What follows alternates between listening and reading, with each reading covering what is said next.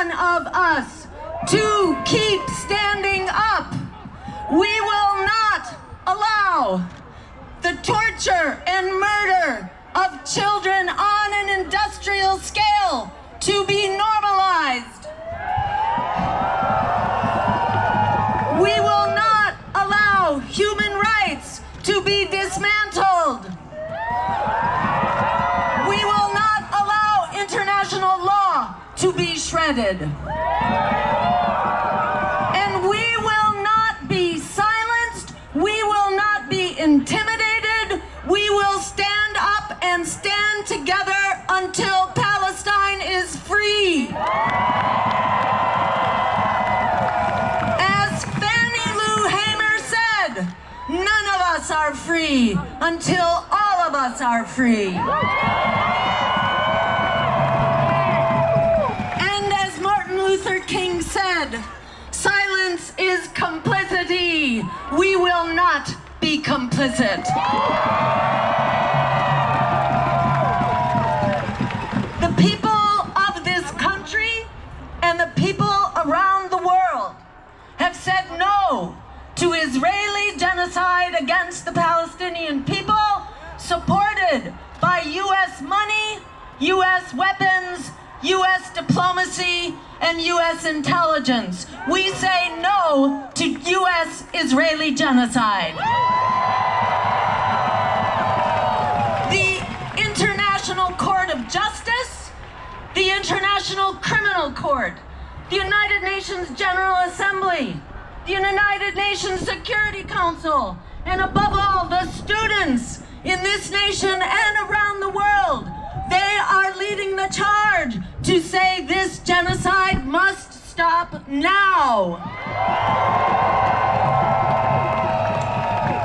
But Israel and the U.S. are not listening. Surprise. In fact, they are doubling down on the genocide and the war expanding around that genocide. U.S. and Israel are now bombing some 5 countries in the Middle East, and Israel is attempting to bring Iran into the war and drag the United States into Israel's war against Iran. This is nuts. This is like World War I before it blew up with nuclear weapons thrown into the mix. We will not allow it. As Ronald Reagan's Secretary of Defense, Caspar Weinberger, said back in the 1980s, Israel is the unsinkable battleship for the United States in the Middle East, whereby Israel and the United States control much of the world's oil supply. Well, we say no. We say no to Israel as the unsinkable battleship, and in fact, we say no to you as empire.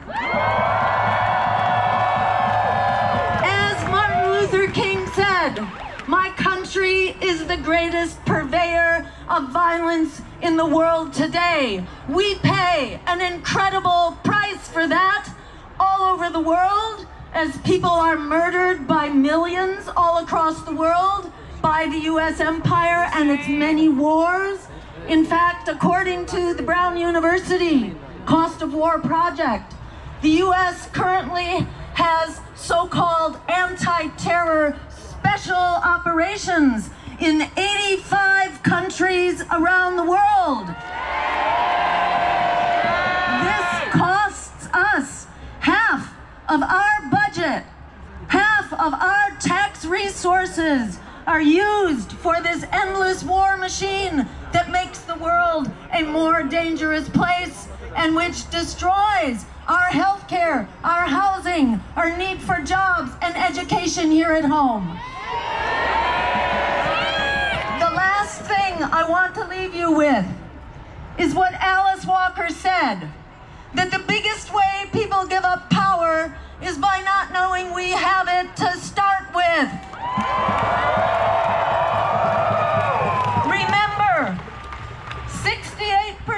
60% of the American public, according to a Reuters poll, oppose this genocide, want an immediate ceasefire and a diplomatic solution.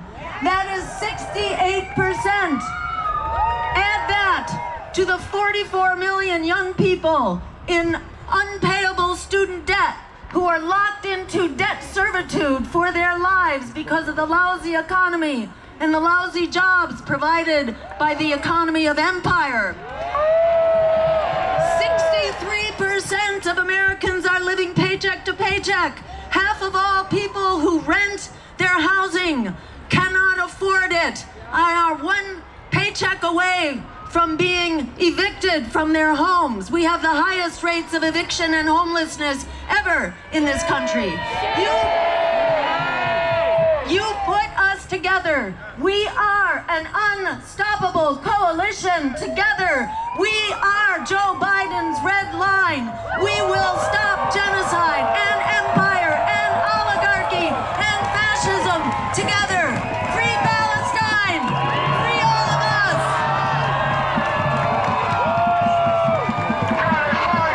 Give it up for Jill Stein one more time.